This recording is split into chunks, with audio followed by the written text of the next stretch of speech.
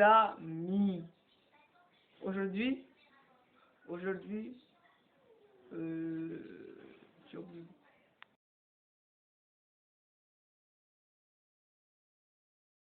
Nous allons réagir à des gens qui vendent Squeezie.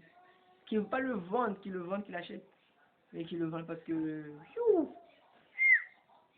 C'est monté haut, hein. C'est monté haut. Donc aujourd'hui, on va les réagir à des gens qui vendent Squeezie. Pas vendent Squeezie, mais le manteau là. Parce que... ça va bloquer. À seulement 24 ans, Lucas Auchard cumule plus de 15 millions d'abonnés, faisant de lui le plus gros youtubeur francophone au monde. En mai 2020, il enregistre plus de 150 millions de vues sur sa chaîne YouTube. C'est plus d'audience que ses 3 plus proches concurrents, Cyprien, Norman et Thibaut InShape, réunis. Même des youtubeurs qui passent des mois entiers à travailler sur une vidéo dans laquelle ils investissent des dizaines de milliers d'euros feront moins de vues que Squeezie qui fait de la pâte à modeler. Il y a des trucs assez cool à faire.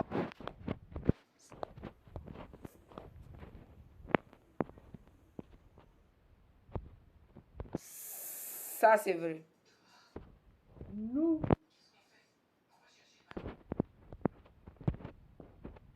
on passe des temps, attends, je sais pas. J'ai envie de faire, des temps à faire une vidéo que Squeezie lui fait une vidéo sur la pâte à modeler. Il y a 5 millions 728 080 vues. C'est vrai, il mérite de le mettre haut.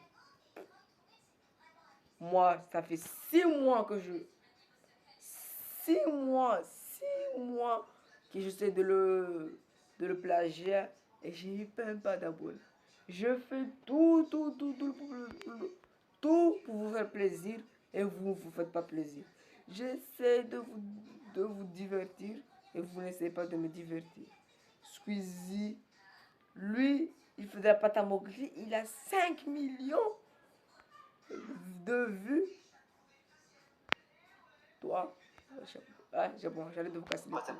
Et quel autre youtubeur que Squeezie peut se vanter d'avoir fait 4 millions de vues sur une vidéo qui s'appelle « Le bilan un poil chiant où je parle de moi ». Bref, Lucas nage dans l'audience et baigne dans un océan d'opportunités. Ah bon?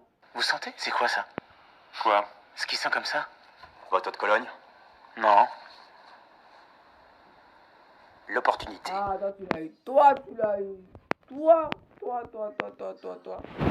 Ce mec-là, toi, tu l'as eu. L'opportunité. Toi, tu veux l'opportunité. Mais nous, on se casse les couilles pour voir pourquoi Squeezie a des tonnes, mais des tonnes d'abonnés. Toi, tu t'en fous, mais tu veux d'opportunité. On s'en bat les couilles d'opportunité. Nous, qu'est-ce qu'on veut? Pourquoi Squeezie a tant d'abonnés que nous? Voilà. Et j'arrête de vous casser les couilles, excusez-moi. Non, le fric. Oh, d'accord. Lucas est évidemment multimillionnaire. Avec ses 2 chaînes, il génère environ 400 000 euros de chiffre d'affaires mensuel. Il a créé une marque de vêtements qui est un carton total et ouvert une boutique à Paris dont le chiffre d'affaires doit pas être trop mal non plus. C'est sans compter les ventes de son album sur lequel il a collaboré avec des rappeurs renommés. Et c'est sans compter les revenus non divulgués des partenariats avec les marques, les placements de produits, les tournées, les ventes de livres, etc. Chaque année, Lucas devient encore un peu plus riche tout en écrasant encore un peu plus la concurrence. Mais comment un gamin qui se contente de lire des histoires et de faire des vidéos réactions peut-il avoir autant de succès? On pourrait penser... Ah oui, c'est vrai. Mais comment un garçon qui est bien grandi, mais comment quelqu'un qui lit des histoires et qui nous raconte des histoires peut avoir autant d'abonnés? Comment? Ah, c'est bon. Là, j'ai envie de faire intéressant. Mais je ne suis pas intéressant, c'est bon. J'ai envie de vous casser les couilles. Qu'il a eu de la chance, qu'il s'est lancé au bon moment et qu'il a copié les bonnes personnes. Mais soyons honnêtes, quand un youtubeur atteint de tels chiffres, c'est pas un hasard. Lucas a clairement compris quelque chose. Mais quoi? Sur ma chaîne, j'analyse des youtubeurs à succès pour identifier les facteurs de leur réussite. Mon objectif, c'est de vous faire comprendre pourquoi certains youtubeurs peuvent accumuler autant d'audience quand d'autres se perdent dans les tréfonds de l'algorithme. Évidemment, ce que je vais vous expliquer peut être appliqué sur votre propre chaîne. Sans plus attendre, rentrons dans le vif du sujet. YouTube veut devenir la nouvelle télé. Et n'en déplaise à certains présentateurs télé, YouTube va réussir. La plupart des gens allument leur télé le soir et zappent entre les chaînes pour trouver un programme intéressant. YouTube souhaite que les gens, au lieu d'allumer leur télé, se rendent sur youtube.com et qu'au lieu de zapper, ils cliquent sur le contenu qui les intéresse. Donc l'objectif pour les youtubeurs comme Lucas, c'est d'être en page d'accueil aussi souvent que possible. Je voudrais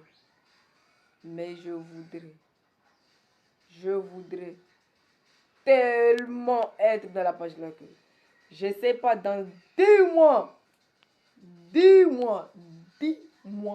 d'être dans la page d'accueil. J'ai pas réussi à rester dans la page d'accueil. Mais bon, on va réussir. Je vais réussir peut-être. C'est bon, j'arrête de casser les couilles, d'interrompre votre vidéo. Pour y arriver, il n'y a pas 56 solutions. Il faut savoir manipuler l'algorithme. L'algorithme de YouTube est compliqué, mais il n'est pas difficile de l'utiliser à votre avantage pour développer votre audience. L'algorithme n'existe pas pour empêcher les youtubeurs de réussir. Au contraire, c'est grâce à l'algorithme que votre chaîne a le potentiel de devenir très grosse, très rapidement. Pour manipuler l'algorithme, Lucas utilise 3 leviers. Le taux de clic, la durée de visionnage par vidéo et la durée de visionnage par session. La stratégie de Lucas est entièrement basée sur ce triangle. Mais quelle est cette stratégie et surtout, en quoi est-elle si différente de celle de ses concurrents ? La première chose qui m'interpelle, ce sont ses titres. Ils sont simples, percutants et accrocheurs. Mais ce qui est remarquable, c'est la manière dont Lucas s'adresse directement aux spectateurs en leur posant des questions ou en les interpellant. Quand on lit ces titres, on a l'impression que c'est un ami qui nous parle. Là où la plupart des youtubeurs se contentent de décrire le contenu de leurs vidéos, lui nous interpelle directement. Et ça, c'est intelligent. Nous vivons dans une ère de plus en plus virtuelle où absolument tout peut être fait en ligne. C'est pourquoi le côté humain, les interactions humaines deviennent de plus en plus importantes. En s'adressant à son audience comme à un groupe de potes, Lucas humanise son contenu. Il se différencie du contenu typiquement commercial, impersonnel, froid et sans âme que l'on trouve partout sur les réseaux sociaux. En plus de créer une impression de proximité, ses titres sont concis. Les titres de ces 20 dernières vidéos comportent en moyenne seulement 6 mots. Ça les rend très lisibles et ça les différencie des titres à rallonge qu'on voit souvent. Enfin, ce qui me saute aux yeux, c'est simplement que tous ces titres... Tout doucement, s'il te plaît, tout doucement. On n'est pas Einstein, tout doucement. Si tu nous expliques tout doucement, mais là tu accélères, là tu vas trop vite. sont en minuscules. Ça peut paraître anodin, mais laissez-moi vous expliquer. Il y a quelques années, probablement que rédiger un titre en majuscule attirait davantage l'attention. Mais en 2020, tout le monde utilise les majuscules à outrance. Du coup, c'est l'inverse qui se produit. Les titres de Lucas contrastent avec la masse de titres putaclic en majuscules dont YouTube regorge et qui essayent désespérément de capter notre attention. Là où chaque youtubeur semble nous implorer de cliquer sur sa vidéo en nous criant la figure, Lucas, lui, semble juste vouloir passer un bon moment avec nous. Bref, ces titres sont différents, identifiables et remarquables.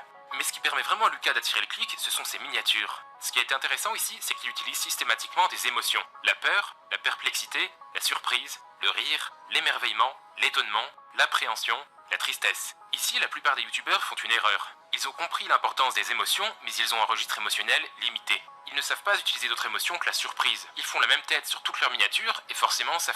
C'est pour ça que Squeezie, ces miniatures, beaucoup de gens essayent de les faire. Beaucoup de gens essayent de les faire.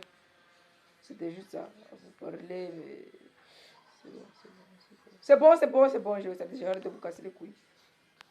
Je baisse la facecam. C'est bon. C'est bon. Finit par devenir lassant. En utilisant des émotions variées, Lucas humanise ses miniatures et les rend plus authentiques. Chacune de ces miniatures raconte à elle seule une petite histoire. Mais tout ça ne suffit pas à expliquer le succès presque indécent de la chaîne de Lucas. Si vous avez regardé mes vidéos précédentes, vous le savez déjà. Sur YouTube, la durée de visionnage, aussi appelée watch time, est un des facteurs les plus importants dans la réussite d'une vidéo. Plus les gens restent longtemps sur une vidéo, plus cette vidéo... Excusez-moi d'interrompre. S'il vous plaît. Regardez ma vidéo jusqu'à la fin.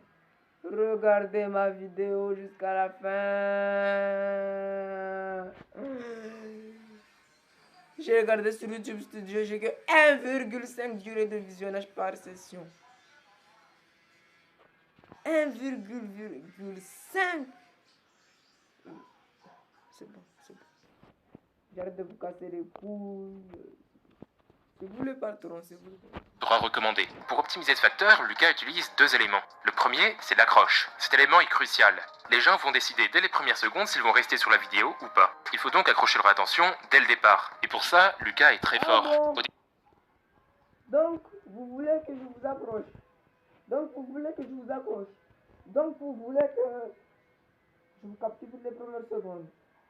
Donc, vous voulez ça. Vous voulez ça. D'accord, je le fais.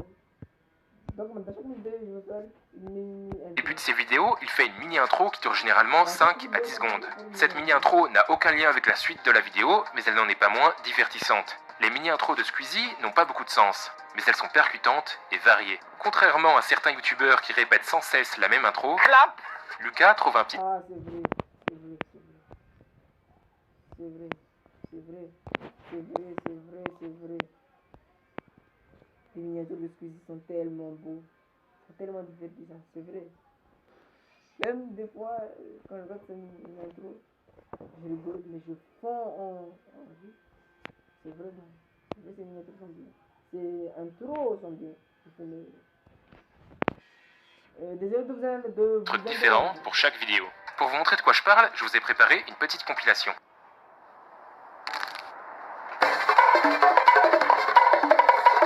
Comment allez-vous? Ah, ça c'est bien aussi. C'est cette intro-là que j'aime bien. Ce n'est pas un thread d'horreur. Je suis désolé. T'as vu que tellement ces mini-intros sont... On est déconfinés. sont bien. Oh non! De manière générale, quand vous démarrez vos vidéos, vous devez aller droit au but. Les youtubeurs amateurs font souvent l'erreur de répéter des informations déjà connues. Ils se présentent leur sujet, demandent au public de cliquer sur j'aime, mais tout ça c'est une perte de temps. Vous devez convaincre votre public qu'il s'apprête à faire un bon investissement de son temps. Les intros de Squeezie sont comiques parce qu'il est dans la niche du divertissement. Mais pour trouver ce qui va marcher sur votre chaîne, vous devez expérimenter. Par exemple, l'intro que j'ai fait au début de cette vidéo est différente de celle que j'ai fait sur mes 4 vidéos précédentes. Ça va me permettre de comparer les résultats dans YouTube Studio. Au bout d'un moment, je saurai quel type d'intro est le plus efficace sur ma chaîne. Pour optimiser sa durée de visionnage, Lucas a une autre corde à son arc, le storytelling. Sur ses 20 vidéos les plus récentes, 13 comportent une histoire. Ce sont soit des vidéos entièrement basées sur une histoire, soit des vidéos dans lesquelles il raconte une histoire sous forme d'anecdotes personnelles. Par exemple, dans cette vidéo, il raconte 3 histoires d'horreur. Dans celle-ci, il raconte l'histoire de la vengeance d'un faussaire néerlandais. Dans celle-là, il raconte une série d'anecdotes sur la sortie de son album. Si Lucas raconte autant d'histoires, c'est pas un hasard. En tant qu'être humain, on est accro aux histoires. Même lorsque notre corps s'endort, notre esprit reste éveillé toute la nuit pour s'en raconter. Cet amour pour les histoires nous vient de notre évolution. Depuis la nuit des temps, l'objectif principal de notre cerveau est la survie. Notre subconscient est... Désolé de vous interrompre. Grâce à moi, on a appris quelque chose. Donc, ça mérite un pouce bleu et de vous abonner. Et excusez-moi de vous interrompre. et constamment d'amasser des informations qui nous aideront à survivre dans telle ou telle situation. Et pour ça, les histoires sont parfaites. Au travers d'une histoire, on peut faire l'expérience d'un danger tout en étant en sécurité. On peut vivre par procuration à travers les personnages en prenant note de la façon dont ils réussissent ou échouent. Ce n'est pas un hasard si le format le plus populaire de la chaîne de Lucas, c'est les histoires d'horreur. Oh là là, ils veulent leur dose de frissons. Chaque histoire est susceptible de contenir des informations qui peuvent nous aider à envisager les dangers, les ressentir et trouver des moyens d'y survivre. Évidemment, il y a peu de chances que vous deviez un jour échapper à l'attaque d'un tigre ou déjouer une attaque terroriste. Mais même des informations en apparence banales peuvent vous être très utiles. L'homme est un animal social. Notre survie dépend en grande partie de notre capacité à fonctionner en groupes sociaux et à procréer. C'est pourquoi les histoires sur les relations sont tout autant importantes pour nous que les histoires de survie. Le neuroscientifique David Eagleman affirme ainsi que, pour le cerveau, le rejet social provoque une douleur aussi intense qu'une douleur physique. Notre cerveau nous force à aimer les histoires, car elles nous permettent de survivre. Pour cette raison, les histoires ont une capacité unique à capter l'attention. Les grandes marques le savent, exploitent son pouvoir pour créer une base de fans engagés. Pour Squeezie, l'avantage n'est pas seulement de nous captiver, mais aussi de tisser une connexion émotionnelle avec son public. Cette connexion est essentielle pour le fidéliser. Un public fidèle, c'est un public qui va davantage cliquer sur les vidéos, les commenter, les partager, augmentant ainsi leur potentiel de viralité. Et avec en moyenne 500 000 mentions j'aime par vidéo, Lucas y arrive plutôt bien. Ainsi, posez-vous la question. Par quel moyen est-ce que vous pourriez intégrer des histoires dans vos propres vidéos ? Je peux pas terminer cette partie sans vous parler d'un autre élément crucial pour optimiser la durée de visionnage, le montage. Le montage de Lucas est rythmé, dynamique, il y a de la stimulation visuelle, des zooms, des changements de plan et surtout, il n'y a aucun temps mort. Il ne faut pas seulement dire des choses intéressantes, il faut, si possible, les montrer. Vous n'avez pas besoin de faire quelque chose de complexe. En revanche, vous pouvez soutenir vos propos avec des images, des vidéos ou des dessins. Regardez cet extrait accéléré d'une des dernières vidéos de Lucas.